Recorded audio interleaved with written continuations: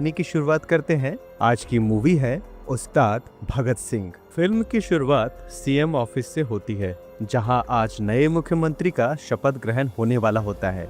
हर तरफ कड़ी सुरक्षा होती है, लेकिन इसके बावजूद कुछ हथियारबंद लोग साइलेंसर लगी गनों के साथ अंदर घुस आते हैं और अचानक फायरिंग शुरू कर देते हैं। देखते ही देखते कई लोग मारे जाते हैं और पूरा माहौल अफरा तफरी में बदल जाता है। आखिर ये हमला किसने कराया है, इसका खुलासा अभी नहीं होता और कहानी कुछ समय पीछे चली जाती है, जहां हमें एक छोटे से गांव का सीन दिखाया जाता है। वहां के नए हेडमास्टर शेखर राव आते हैं। उनकी जिंदगी में कोई नहीं होता, न परिवार न बच्चे। उन्होंने अपना पूरा जीवन समाज सेवा में लगा दिया होता है। उनका सपना होता है कि गांव का हर बच्चा पढ़े और कोई भी मजदूरी न करे। वो गांव वालों से साफ कह देते हैं कि बच्चों की पढ़ाई का सारा खर्च वो खुद उठाएंगे। एक दिन जब शेखर राव जंगल के रास्ते से जा रहे होते हैं, तो वो कुछ लोगों को देखते हैं जो एक हाथी को पकड़ के मारना चाहते हैं ताकि वो उसे बेच सके। शेखर उन्हें रोकने की कोशिश करते हैं, लेकिन वो लोग उल्टा उन्हें बुरी तरह पीटने लगते हैं। तभी वहाँ एक छोटा सा लड़का आता है और अकेले ही उन गुंडों की हालत खराब कर देता है। यहीं से शेखर राव की उस बच्चे से मुलाकात होती है। जब उसके बारे में पता किया जाता है तो मालूम चलता है कि उसका कोई नाम नहीं है। लोग उसे चनैया कह के बुलाते हैं। उसके कोई माता पिता नहीं होते। तब शेखर राव उसे अपने साथ रखते हैं और स्कूल में एडमिशन दिलाते हैं। पिता के नाम की जगह वो खुद का नाम लिखवा देते हैं। समय के साथ बच्चा पढ़ाई में बहुत तेज निकलता है, लेकिन उसके अंदर एक अलग तरह का गुस्सा भी होता है। एक दिन वो एक आदमी को बुरी तरह पीट देता है, क्योंकि उसने एक औरत के साथ बदतमीजी की होती है। जब यह बात शेखर राव को पता चलती है तो वो उस पर गुस्सा होते हैं, लेकिन बच्चा जवाब देता है कि जो उसे सही लगा उसने वही किया और उसमें उसकी कोई गलती नहीं है। ये बच्चा भगत सिंह की किताबें पढ़ के बड़ा हो रहा था, इसीलिए शेखर राव उसका नाम भगत रख देते हैं। और क्योंकि उसके पिता वैद्य थे जिन्हें लोग उस्ताद कहते थे, इसीलिए उसका नाम उस्ताद भगत सिंह पड़ जाता है। समय बीतता है और एक दिन भगत खुशी से शेखर राव को बताता है कि उन्हें स्टेट के बेस्ट टीचर का अवार्ड मिलने वाला है और मुख्यमंत्री खुद उनसे मिलने आने वाले हैं। थोड़ी देर बाद सीएम वहां पहुंचते हैं और शेखर राव के काम से बहुत प्रभावित होते हैं। वे कहते हैं कि जो काम वो इस छोटे गांव में कर रहे हैं वही काम पूरे राज्य में होना चाहिए और उन्हें राजनीति में आने का वो ऑफर भी देते हैं। शेखर राव इस बारे में सोचने लगते हैं और आखिरकार सोचने के बाद वो मान जाते हैं, क्योंकि वो अपनी सोच को बड़े स्तर पे ले जाना चाहते हैं। लेकिन ये बात भगत को पसंद नहीं आती। उसे लगता है कि उसका गुरु उससे दूर जा रहा है। तब शेखर राव उसे समझाते हैं कि जब वो बड़ा हो जाएगा तो वो खुद उसे बुलाएंगे और एक बड़ी जिम्मेदारी देंगे। इसके बाद कहानी कई साल आगे बढ़ जाती है, जब शेखर राव अब खुद मुख्यमंत्री बन चुके होते हैं। एक दिन वो एक शादी में जाते हैं और अपने सिक्योरिटी गार्ड्स को पीछे रहने के लिए कहते हैं, क्योंकि ये उनके अपने लोगों का फंक्शन होता है। लेकिन तभी उन पे अचानक हमला हो जाता है और वो बुरी तरह घायल हो जाते हैं। और इसके बाद राज्य में जो भी नया मुख्यमंत्री बनता है उस पे हमला हो जाता है और कई सीएम मारे जाते हैं। और इसके बाद सामने आता है नागप्पा, जो इन सभी हमलों के पीछे होता है, क्योंकि वो खुद मुख्यमंत्री बनना चाहता है। यहाँ तक कि जब एक पंडित उसे बताता है कि उसकी हथेली में सीएम बनने की रेखा छोटी है, तो वो खुद चाकू से उसे बड़ा कर देता है, जो उसके पागलपन और लालच को दिखाता है। आखिरकार नागप्पा सीएम बन जाता है। अब कहानी फिर से गांव की तरफ चली जाती है, जहां रवि नाम का एक आदमी सीएम के बेटे विकी को कॉल करता है और उसे गांव आने के लिए कहता है, ये कहकर कि यहाँ उसकी पूरी खातिरदारी होगी और हर तरह की सुविधा मिलेगी, यहाँ तक कि गांजा भी। विकी अपने दोस्तों के साथ गांव पहुंचता है, जहां रवि उसका स्वागत करता है और अपनी परेशानी बताता है। उनके 25 टन गांजे को एक ईमानदार सीआई ने जब्त कर लिया होता है। वो रिश्वत लेने को भी तैयार नहीं होता, इसीलिए विकी तुरंत पुलिस स्टेशन जाता है, जहां वो सीआई से मिलता है। उसी समय सीआई की पत्नी और बेटी भी वहां मौजूद होती है। विकी यहाँ बहुत ही घटिया हरकत करता है। वो सीआई को उसके फैमिली के सामने ही कपड़े उतरवा देता है और उसे बेइज्जत करता है। तभी वहाँ एंट्री होती है उस्ताद भगत सिंह की, जो आते ही उन सभी लोगों को बेरहमी से पीटना शुरू कर देता है। हालांकि वो विकी को मारता नहीं, बल्कि उसे अपने कब्जे में ले लेता है। भगत उसी गांव में रहता है। तभी वहाँ शर्मा जी आते हैं, जो उसे एक काम देते हैं। वो बताते हैं कि उनका एक दोस्त विदेश से आ रहा है, जिसकी बेटी की शादी है और उस लड़की को जंगल घुमाना है, क्योंकि उसे थेरेपी की जरूरत है। भगत पहले इसके लिए मना करता है, लेकिन बाद में मान जाता है। इसके बाद हम देखते हैं कि विदेश से आई पूरी फैमिली भगत से मिलती है। भगत नोटिस करता है कि उनका परिवार काफी बड़ा है। पता चलता है कि छोटी बेटी की शादी है, जबकि बड़ी बेटी श्लोका का हाल ही में दिल टूटा है और वो अभी तक उसके दर्द से बाहर नहीं निकल पाई है। इसीलिए वो जंगल में थेरेपी लेने आई होती है ताकि वो मूव ऑन कर सके। वो अपने साथ एक डॉक्टर भी लाई होती है जो उसकी मदद करने वाला होता है, लेकिन वो डॉक्टर थोड़ा अजीब और कम नॉलेज वाला होता है। उस्ताद भगत सिंह बस उनकी बातें सुनता रहता है। आगे हम देखते हैं कि रवि गायब हो चुका है और तभी सीएम का कॉल रवि के पास आता है, जिसमें वो विकी के बारे में पूछते हैं। रवि बताता है कि विकी उसके पास आया था, लेकिन वो सीआई के पास गांजा लेने चला गया और उसके बाद उसका कोई पता नहीं है। ये सुन के सीएम हैरान रह जाता है कि आखिर उसका बेटा कहाँ गायब हो गया। दूसरी तरफ श्लोका को छोटी छोटी बातों पे अपने एक्स बॉयफ्रेंड गोपी की याद आती रहती है। इसीलिए वो फायर थेरेपी करती है, जिसमें वो गोपी की तस्वीरें जला के उसे भूलने की कोशिश करती है, लेकिन इसका कोई खास असर नहीं होता। उस्ताद भगत सिंह ये सब देख के चुप रहता है।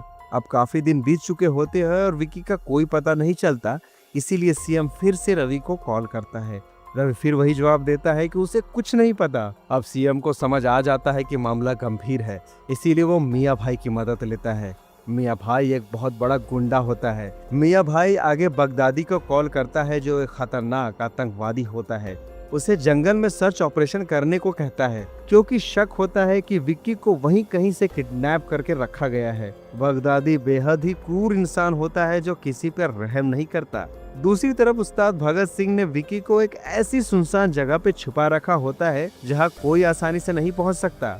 उसी जगह पे पुलिस और बगदादी के लोग भी खोजबीन करने के लिए आते हैं, लेकिन उन्हें विक्की कहीं नजर नहीं आता।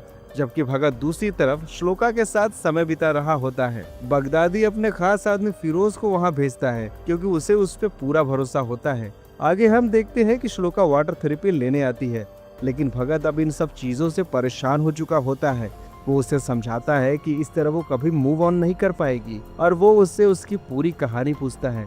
तब श्लोका बताती है कि वो गोपी नाम के लड़के से प्यार करती थी, जिससे वो सोशल मीडिया पे मिली थी, लेकिन बाद में पता चला कि गोपी गे है और वो उसके भाई के लिए उसके पास आया था। ये सुन के भगत हंसने लगता है और कहता है कि तुम एक ऐसे इंसान के लिए रो रही हो जो तुम्हें डिजर्व ही नहीं करता। चाहे वो गे हो या नहीं, तुम्हें उसके लिए दुखी होने की जरूरत नहीं है, बल्कि तुम्हें अपनी जिंदगी एंजॉय करनी चाहिए, क्योंकि तुम इतनी खूबसूरत हो और तुम्हें कोई भी मिल सकता है। भगत की बातें सुन के श्लोका को धीरे धीरे समझ आने लगता है कि वो सही कह रहा है। इसी बीच फिरोज रवि के पास पहुंच चुका होता है, क्योंकि उसे शक है कि रवि कुछ छुपा रहा है। रवि बताता है कि विकी सीआई के पास गया था। इसके बाद फिरोज सीआई के पास जाता है और उससे पूछताछ करता है।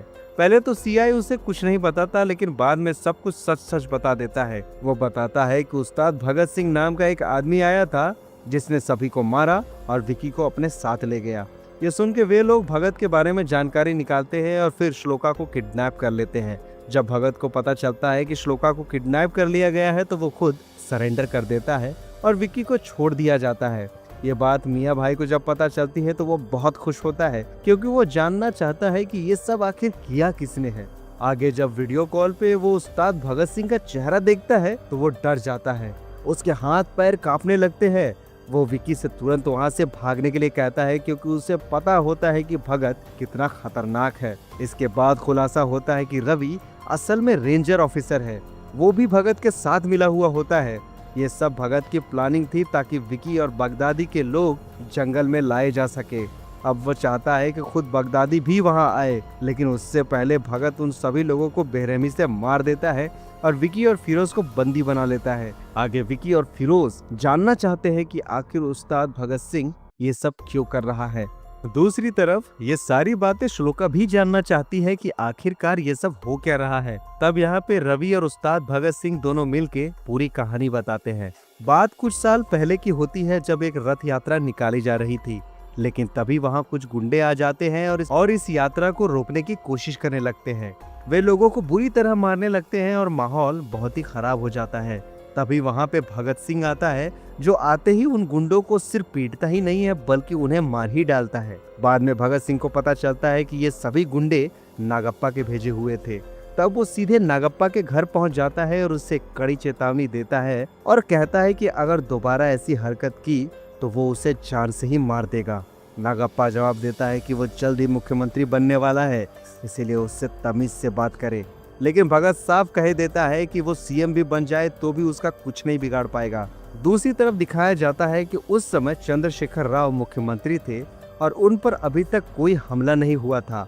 इसी दौरान उस्ताद भगत सिंह उनसे मिलने पहुंचता है और हमें पता चलता है कि वो इस इलाके का एसपी है और बहुत ही ईमानदारी से काम कर रहा है।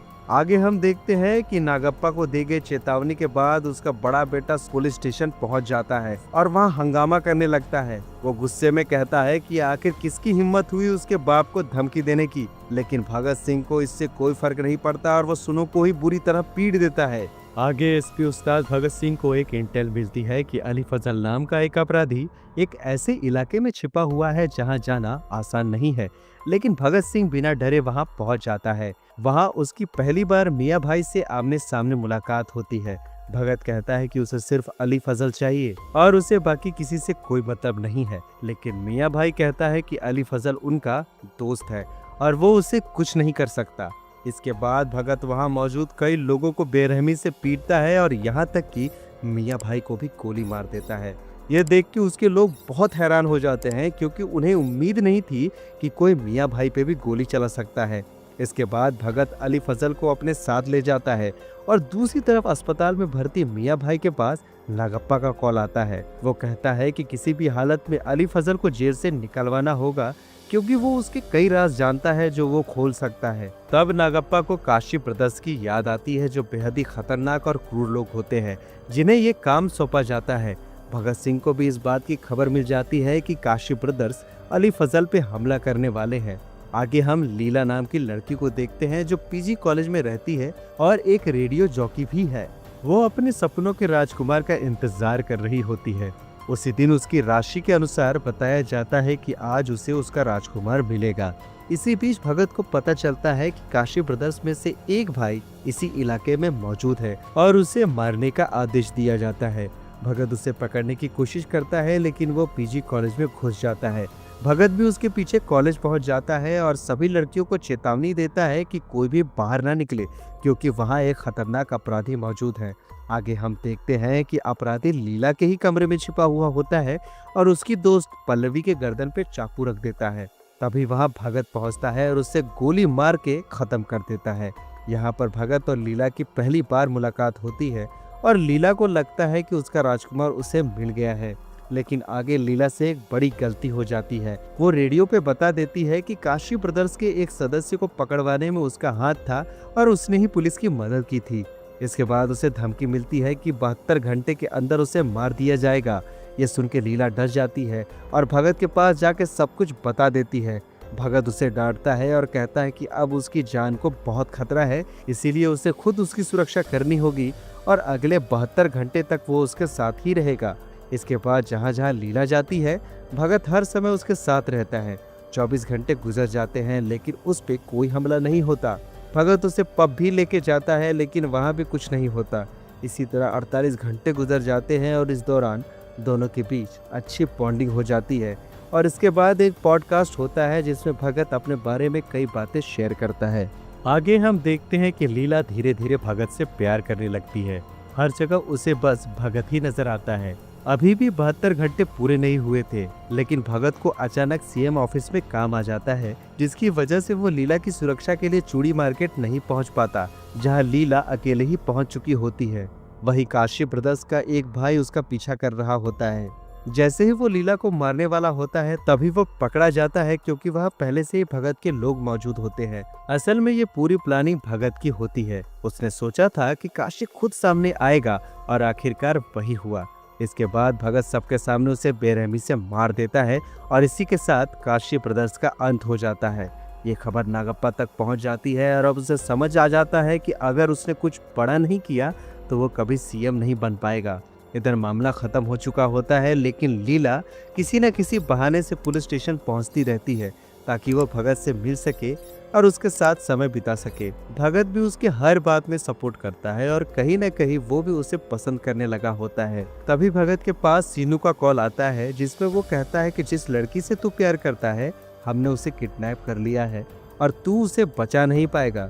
यह सुन के भगत तुरंत वहाँ पहुँच जाता है लेकिन पता चलता है कि उन्होंने लीला को नहीं बल्कि उसकी दोस्त पल्लवी को उठा लिया है। जब भगत पल्लवी से मिलता है तो वो उसे सारी सच्चाई बताती है कि कैसे उसे कमरे से घसीट के ले जाया गया, उसके कपड़े उतार दिए गए और उसके साथ बहुत बुरा व्यवहार किया गया, यहाँ तक कि उसे बुरी तरह पीटा भी गया। ये सब सुन के भगत गुस्से में भर जाता है और मीडिया के सामने ऐलान करता है कि वो 24 घंटे के अंदर दोषियों को मार डालेगा। इसके बाद भगत सीधे नागप्पा और सीनू के पास जाता है। वो कहता है कि वो या तो सीनू को गिरफ्तार करके यहाँ से ले जाएगा या फिर उसे मार डालेगा। उसी समय पता चलता है कि भगत का सस्पेंशन हो चुका है, लेकिन उसे इससे कोई फर्क नहीं पड़ता। वो वहाँ सीनू को मार देता है। वो कहता है कि अब उसे इस वर्दी की जरूरत नहीं है क्योंकि वो बिना वर्दी के भी इस गंदगी को साफ कर सकता है और अब वो पहले से ज्यादा खतरनाक हो चुका है। इसके बाद पता चलता है कि पल्लवी की मौत हो चुकी है और इस घटना के बाद लीला हॉस्टल छोड़ के अपने गांव चली गई है। कुछ समय बाद लीला के दादाजी भगत के पास आते हैं और बताते हैं कि लीला बहुत डरी हुई है, रात में अचानक उठ जाती है और बहुत परेशान हो जाती है। इसके बाद भगत उससे बात करता है और उसे भरोसा दिलाता है कि जब तक वो है उसे कुछ नहीं होगा और इसी दौरान वो उसे शादी के लिए प्रपोज भी कर देता है। लीला भी इसके लिए तैयार हो जाती है क्योंकि वो पहले से ही उससे प्यार करती थी।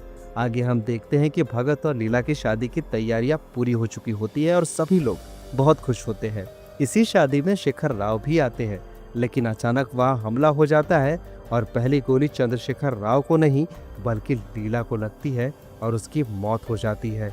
यह हमला बगदादी ने कराया होता है और इस हमले में कई लोग मारे जाते हैं, जबकि सीएम पूरी तरह घायल हो जाते हैं और सिर्फ भगत ही बच पाता है। थोड़ी देर बाद नागप्पा वहां आता है और भगत को धमकी देता है कि वो उसे आसान मौत नहीं देगा बल्कि उसे तड़पा तड़पा के मारेगा और उसके सभी अपनों को खत्म करेगा। भगत जवाब देता है कि उसने बहुत बड़ी गलती कर दी क्योंकि उसे सबसे पहले ही उसे मार देना चाहिए था, अब वो उसे नहीं छोड़ेगा। इसके बाद भगत हॉस्पिटल में सीएम राव से मिलने जाता है, जिनकी हालत बहुत खराब होती है और उन्हें इलाज के लिए सिंगापुर ले जाने की तैयारियां हो रही होती है। सीएम राव भगत से कहते हैं कि वो इन सब से दूर चला जाए क्योंकि अब उसके ऊपर भी खतरा है, लेकिन भगत इन बातों को नजरअंदाज कर देता है। इसके बाद भगत जंगल में रहने लगता है और वहीं से अपनी पूरी प्लानिंग शुरू करता है। वो विकी को अपने कब्जे में लेकर जंगल में लाता है और वहीं से सारी रणनीति बनाता है। अब कहानी फिर से वर्तमान में आ जाती है, जहां उस्ताद भगत सिंह यह पूरी कहानी फिरोज और विकी को सुना चुका होता है और दूसरी तरफ रवि यही कहानी श्लोका को भी बता चुका होता है। आगे हम देखते हैं कि उस्ताद भगत सिंह ने फिरोज और विकी को इसलिए किडनैप करके रखा था क्योंकि वह बगदादी को यहाँ बुलाना चाहता था। जैसा उसने सोचा था वैसा ही होता है कि बगदादी वहाँ आ जाता है। वो आते ही भगत से कहता है कि मुझे तुझे पहले ही मार देना चाहिए था, लेकिन अब मैं तुझे खत्म कर दूंगा। इस पे भगत उसे जवाब देता है कि तू यहाँ खुद नहीं आया है बल्कि तुझे यहाँ लाया गया है। इसी दौरान हमें दूसरी तरफ सीएम ऑफिस का सीन दिखाया जाता है, जहाँ नागप्पा मुख्यमंत्री पद की शपथ लेने वाला होता है, लेकिन अचानक वहाँ मौजूद कई एमएलए को मार दिया जाता है। बाद में पता चलता है कि ये एमएलए सीएम राव के नहीं बल्कि नागप्पा के ही लोग थे और उन्हें मारने वाले भी भगत के ही आदमी थे। यहीं पे एक बड़ा खुलासा होता है कि फिरोज असल में एक आईपीएस ऑफिसर है और वो भी भगत सिंह के साथ ही मिला हुआ है। ये सब एक बहुत बड़ी प्लानिंग का हिस्सा था ताकि बगदादी को बाहर निकाला जा सके और उसे खत्म किया जा सके। इसके बाद भगत और उसके लोग मिलकर बगदादी को उसके आदमियों को बेरहमी से खत्म कर देते हैं। इसके बाद भगत सीधे नागप्पा के पास पहुंचता है और उससे कहता है कि अब सब कुछ खत्म हो चुका है और अब कुछ भी नहीं बचा है। वो नागप्पा को कहता है कि उसके पास अब सिर्फ दो ही रास्ते हैं, या तो वो खुद अपनी जिंदगी खत्म कर ले या फिर पूरी जिंदगी जेल में सड़ता रहे। यह सुनकर नागप्पा डर जाता है और अंत में वो सुसाइड कर लेता है। इसके बाद भगत सिंह सीएम राव से मिलने जाता है, जो पूरी तरह ठीक हो चुके होते हैं। सीएम राव भगत से कहते हैं कि अब वक्त आ गया है कि चीजें बदली जाए और वो चाहते हैं कि भगत सिर्फ एक पुलिस ऑफिसर बन के न रहे बल्कि पूरे राज्य की जिम्मेदारी संभाले। वो उसे याद दिलाते हैं कि उन्होंने उससे वादा किया था कि एक दिन वो उसे बुलाएंगे और एक बड़ी जिम्मेदारी देंगे और अब वो समय आ चुका है। यह जिम्मेदारी दरअसल मुख्यमंत्री पद की होती है, जिसे वो भगत को सौंपना चाहते हैं। इसी के साथ ये कहानी यहीं पे खत्म हो जाती है। दोस्तों कभी कभी सही इंसान को गलत रास्ता चुनना पड़ता है क्योंकि सही रास्ते उन्हें कहीं भी लेके नहीं जाते। उस्ताद भगत सिंह ने जो किया वो सही था या गलत, इसका जवाब शायद किसी के पास नहीं है, लेकिन एक बात जरूर है, जब सिस्टम टूटता है तो कोई ना कोई उसे अपने तरीके से जोड़ने के लिए जरूर आता है। सवाल ये नहीं है कि भगत कौन था, सवाल ये है कि अगर आप उसकी जगह होते तो क्या करते। सोचिएगा जरूर। तो मिलेंगे ऐसे ही किसी और नए फ्रेश वीडियो में। तब तक के लिए thank you very much for watching. Keep watching, watch on point.